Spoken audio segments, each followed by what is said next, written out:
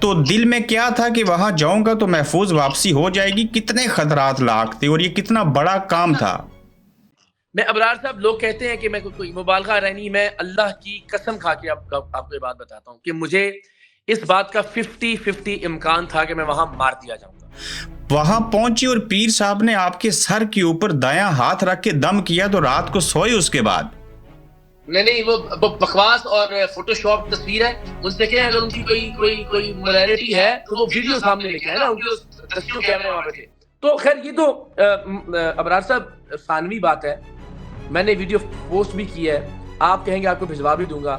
اس نے کل تسلیم کیا کہ میں بسم اللہ پڑھ کے پھونکتا ہوں، میں نہیں پڑھ سکتا قرآن، اور میں اللہ کی قسم کھا کے آپ کو بتا رہا ہوں یہ دیکھ کے بھی آیت نہیں پڑھ سکتا۔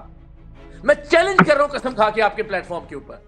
تو کیا آئندہ بھی یہ جو تنبی پیر، فلاں پیر، اس طرح کے لوگ ہیں وہاں تک پہنچیں گے؟ دیکھیں ہم تو کرتے ہی یہ رہے، یہ ظاہر چونکہ اس نے اپنی آڈینس اب وسیع کر لی تھی اور اس نے اپنا ایک سلسلہ، ہم چاہتے یہ تھے کہ دیکھیں اس پہ ہلکا ہاتھ ڈالتے تو لوگوں نے کہنا تھا کہ یار نہیں، مطلب یہ اس کو شاید، اور ہم نے بڑی تحقیق کے بعد ایک ایک قدم پھونک کے رکھنے کے بعد اب جو واحد جس کا ہتھیار ہے وہ یہ کہتا ہے جی لوگ، اب ہم اس کو دکھائیں گے انشاءاللہ، اس کے آستانوں کے باہر کانفرنسز کریں گے انشاءاللہ، صحیح معنوں میں تحفظ ختم نبوت۔ تو اگر لوگوں نے اس کے بعد آپ کو پیر مان لیا ان کے بدلے میں، تو پھر کیا ہوگا جو رسپانس آ رہا ہے؟ نہیں، وہ کل کہہ رہے تھے جی اقرار صاحب جھوٹے پیر ثابت ہو گیا، میں نے کہا اللہ کے بندو، ہم تو تنزن یہ کہتے رہے کہ ہم آپ سے بڑے پیر ہیں۔ گزشتہ دنوں آپ نے دیکھا کہ ایک مشہور جو عامل ہیں، انہیں ہم پیر کہیں، عامل کہیں، جو بھی نام دینا چاہیں آپ، جو یو کے میں بھی آتے ہیں اور یہاں پہ بڑے بڑے مجمع ان کو سننے کے لیے اکٹھے ہوتے ہیں، سر پہ ہاتھ رکھتے ہیں، بہت ساری چیزیں ان کی طرف سے کی جاتی ہیں۔ ان کو ایکسپوز کرنے کے لیے پاکستان کے ایک نمبر صحافی نے بیڑا اٹھایا، وہ ان کے آستانے پر بھی گئے اور انہوں نے بہت سارے ان کے بارے میں پروگرامات بھی کیے۔ ہمارے ساتھ موجود ہیں سید اقرار الحسن، آپ کا بہت شکریہ، آپ نے ٹائم دیا۔ ابرار قریشی بھی ہمارے ساتھ موجود ہیں لوٹن سے، وہ بھی بیچ میں سوالات اپنے پوچھیں گے جو ان کے ذہن میں آئیں گے۔ ضرور۔ مرشد یہ بتائیے کہ آپ ٹھیک ہیں؟ کل آپ خیریت سے واپس آئے؟ دیکھیے اصل میں وہ ہوتا ہے کہ آپ کا دشمن ذرا تھوڑا سا سمجھدار ہو نا، آپ کا مخالف، تو ذرا اس میں آپ کے بچنے کے امکان کم ہوتے ہیں۔ یہ تو جاہل اعظم شخص تھا حق خطیب، اور بدقسمتی سے جس طرح سے یہ حرمت رسول کو، ختم نبوت کے کاز کو استعمال کر رہا تھا انفارچونیٹلی، تو یہ تو اس نے کوئی کسر نہیں چھوڑی تھی کہ یہ ہمیں وہاں قتل کروا دیتا اپنے اندھے مقلدین کے ہاتھوں۔ میں نے جس طرح کیا، کوئی سمجھدار آدمی ہوگا تو وہ سوچے گا نا ایک بار کہ یار یہاں پہ کوئی ایسا پرابلم ہو جائے گا تو بات مجھ پہ آئے گی، الزام۔ وہ تو جاہل آدمی ہے جس کی یعنی عقل بوجھ کام ہی نہیں کرتی سوائے فراڈ کرنے کے، سوائے دھوکہ دینے کے، سوائے جال سازیاں کرنے کے، چال بازیاں کرنے کے۔ تو وہ اللہ کا شکر ہے پروردگار نے بس مدد کی، انتظامیہ نے اس میں کوئی شک نہیں ہے کہ بڑا اچھا رول پلے کیا، ورنہ اس نے کوئی کسر نہیں چھوڑی تھی کہ ہماری جان لے لی جاتی وہاں پہ۔ آپ کو اندازہ تھا پہلے سے کہ یہ ہوگا وہاں پہ؟ اب جب پہنچیں گے تو اتنے لوگ ہوں گے؟ ہمیں بالکل اندازہ تھا۔ دیکھیں ظاہر ہے آپ اندازہ کریں نا، ایک آدمی جس کو ساری دنیا دیکھ کر ہی کہتی کہ یار ایک بہت ہی گھٹیا شوبدے باز ہے، لیکن شوبدے بازی بھی ہوتی ہے، لوگ کرتے ہیں، دنیا بھر میں جو ہے ایلوژنسٹ ہیں، لوگ تعریف کرتے ہیں کہ یار کیا بات ہے، مطلب کیا اچھا کرتب دکھایا اس نے۔ یہ تو کرتبوں کی بھی کوئی انتہائی گھٹیا قسم تھی جو یہ کر کے دکھا رہے تھے، اور ہم نے اس کو ایکسپوز کیا۔ تو ہمیں یہ توقع تو تھی کہ اسی طرح سے کچھ ہنگامہ وغیرہ ہوگا، لیکن پولیس نے اور ہمیں انہوں نے کہا کہ ہم کوشش کریں گے کہ کوئی بدمزگی وہاں پہ نہ ہو، انہوں نے بڑا اچھا رول پلے بھی کیا۔ لیکن یہ مجھے اندازہ نہیں تھا کہ اس حد تک، یعنی آپ بجائے اس کے، میرا یہ خیال تھا کہ مجبور ہو کر یا کسی نہ کسی طور پر یہ ہمارے سوالوں کے جواب دے گا۔ تو اس نے ابتدائی طور پر تو ایسا کیا، لیکن پھر راہ فرار اختیار کی، میوزک لاؤڈ تھا پیچھے، لوگوں سے نعرے لگوائے جا رہے تھے، ہم پر حملے، یعنی میں تو ظاہر اس کے ساتھ اوپر صوفے پہ کھڑا تھا، جو نیچے ہمارے ممبران ہیں ان کو لوہے کی انگوٹھیاں پہنے ہوئے جو مرید تھے ان کے سروں پہ مار رہے تھے، ان کی گردنوں پہ مار رہے تھے، خراشیاں آ رہی تھیں، کھینچ رہے تھے انہیں، گالیاں نکال رہے تھے کہ جی فلاں کو باہر نکالیں، فلاں کو آگے کریں۔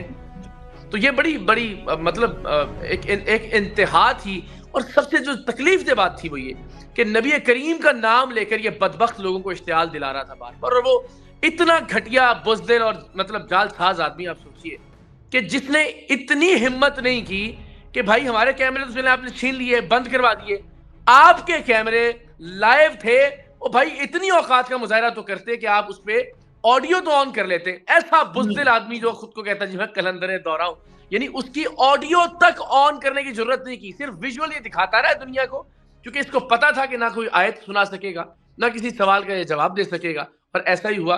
تو یہ آپ اندازہ کر لیں کہ ایک ایسا آدمی. سوری میں جذبات ہم یہ بھی کوشش کریں گے کہ ہم ان کو بھی لائیو لیں اور ان سے بھی ہم سوالات پوچھیں. لیکن میں ایک بات آپ کو بتا دوں کہ جو کام آپ نے کیا ہے نا اس کو یو کے میں اسپیشلی بہت اپریشیٹ کیا جا رہا ہے, کیونکہ یہاں پہ بھی ان کے فالوورز کی اچھی خاصی تعداد ہے, لیکن جو اکثریت ہے وہ سمجھتی ہے کہ ان کو وہ کیا کرتے ہیں.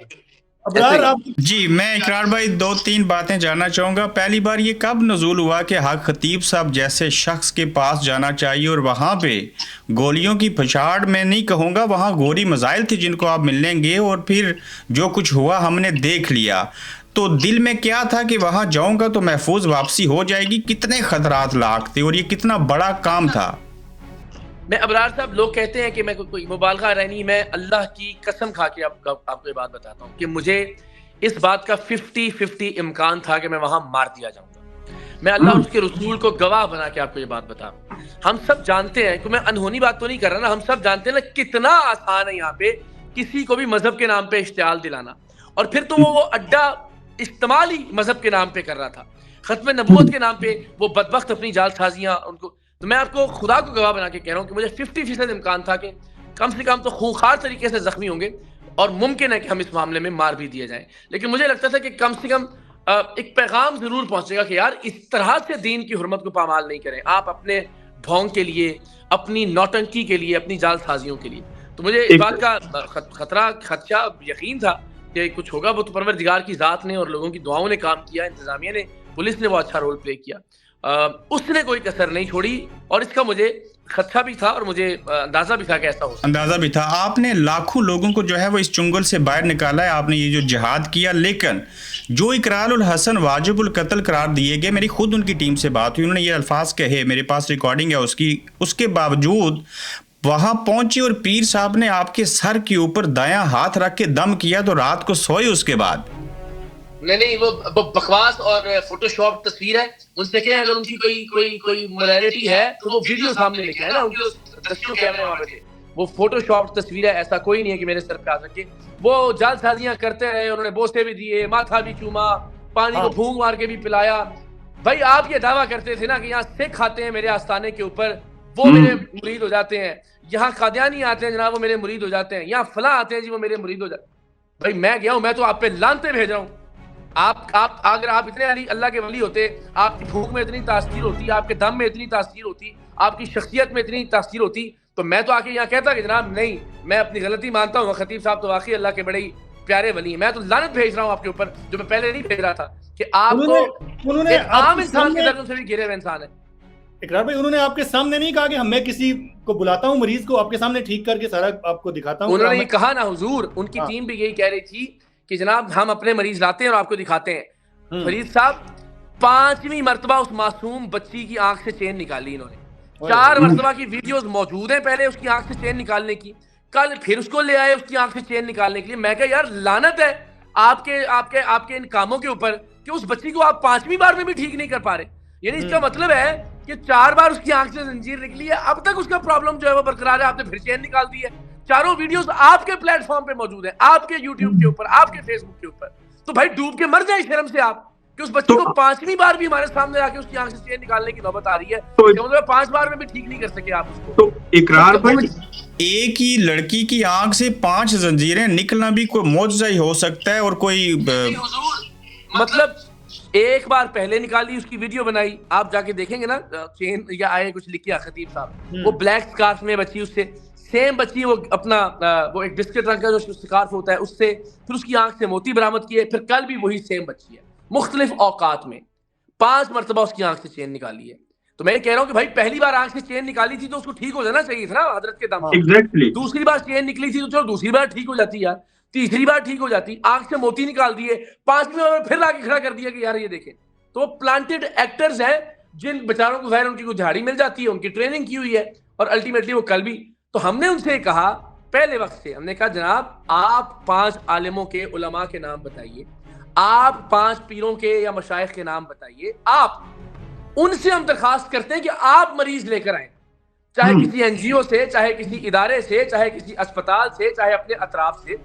ہر عالم اور ہر پیر جو ہے وہ ایک مریض لے آئیں اور ان مریضوں کو آپ ٹھیک کرنے, نہ ہمارے مریض نہ آپ کے مریض. یہ بھی نہیں کہتے کہ چلیے ہمارے مریضوں کو ٹھیک کرنے, ہم بھی لے کے گئے ہوئے تھے کہ چلیں ان کو ہی اٹھا دیں ویل چیئر سے, ان کو اندر نہیں جانے دیا انہوں نے.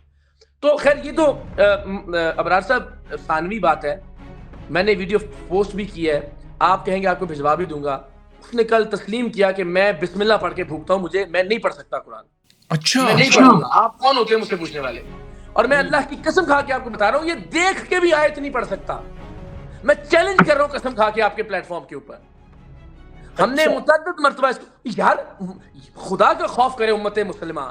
ہمارے نبی صلی اللہ علیہ وسلم کے دین کو ماننے والے مشائخ یہاں کے علماء اہل خدا کا خوف کرے. کیسا آدمی جو ہے وہ پیری کے اور ختم نبوت کی اوٹ میں چھپنے کی کوشش کر رہا ہے, جو دیکھ کر آیت نہیں پڑھ سکتا. چلو بھائی ہم کہتے ہیں نہیں پڑھ سکتے, آپ عربی میں معاملہ ہوگا. وہ پچھلی 10 ویڈیوز میں خواجہ محی الدین علی حجویری کہہ رہا ہے, ایک پتہ نہیں کون ہے, وہ دیکھا ہے ہم نے آپ کے پلیٹ فارم پہ. تو کا نام تو ٹھیک لے لو, بدبخت انسان. یہ اتنا بڑا نقطہ تھا اس کے اندر جس کو آپ نے ریز کیا اور جس کو آپ نے نوٹ کیا کہ نبی کے دور میں, اور جب وہ نام بھی لے رہے ہیں تو ان کی نسبت شو کر رہے ہیں کہ اگر وہ ایسا کرتے تھے تو میں بھی ان کی نسبت سے ایسا کر رہا ہوں.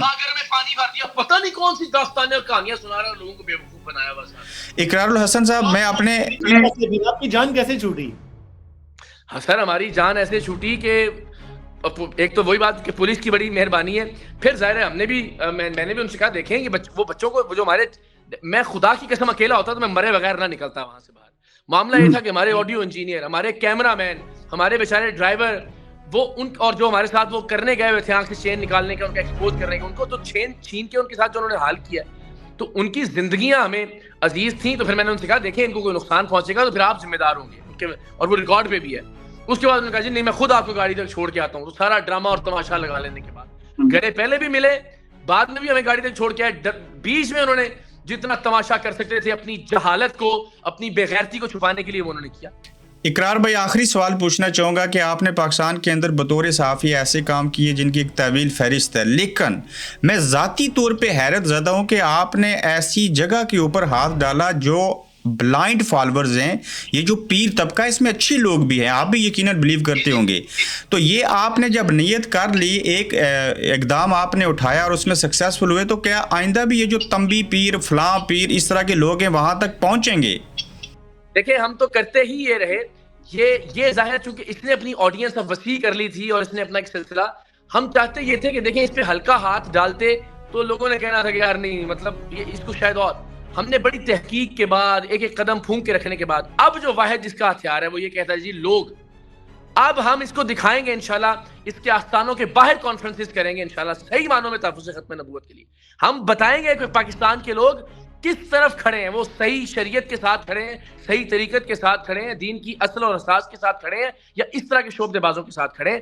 اب انشاءاللہ العزیز اگر یہ پیمانہ ہے نا کہ اس کے ساتھ چند 100 لوگ ہیں, تو پھر ہم دکھائیں گے کہ چند لاکھ لوگ اس کے آستانوں کے باہر کیسے اکٹھے ہوتے ہیں. ابھی بھی آپ نے ان کا پیچھا نہیں چھوڑنا, حضرت بند کروائے بغیر نہیں. دیکھیں ایسے نہیں ہے, میں اگر کل چلا گیا تھا 50% یقین ہوتے ہوئے کہ میں مارا جاؤں گا یہاں پہ, تو ایسے نہیں چھوڑا جا سکتا اس آستانے کو جو کہ دین کی اتنی بے حرمتی کا باعث بن رہا ہے اور جو ختم نبوت کے کاز کو نقصان پہنچا رہا ہے. بالکل قطعاً اجازت نہیں دی جا سکتی. تو اگر لوگوں نے اس کے بعد آپ کو پیر مان لیا ان کے بدلے میں, تو پھر کیا ہوگا جو رسپانس آ رہا ہے؟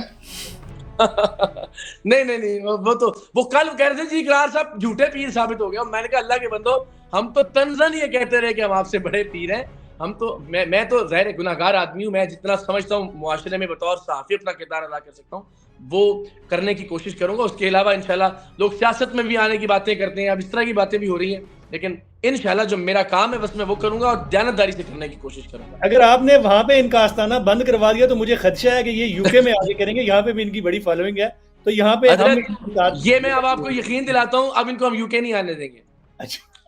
جی اب ہم متعلقہ فورمز پہ ان کے خلاف متعلقہ فورمز پہ قانونی کارروائیوں کا بھی آغاز کر رہے ہیں. ہم شو آف پاور بھی کریں گے اور باقی ان کے کرتوت ہم بے نقاب کر چکے ہیں. ایسی حیران کن چیزیں ہیں فرید قریشی صاحب. یہ ایک شخص کم سے کم 11 ارب روپے کی جائیداد رکھتا ہے, جس کے ڈاکومنٹس میں 2-3 دن کے اندر شو کروں گا پبلک کو.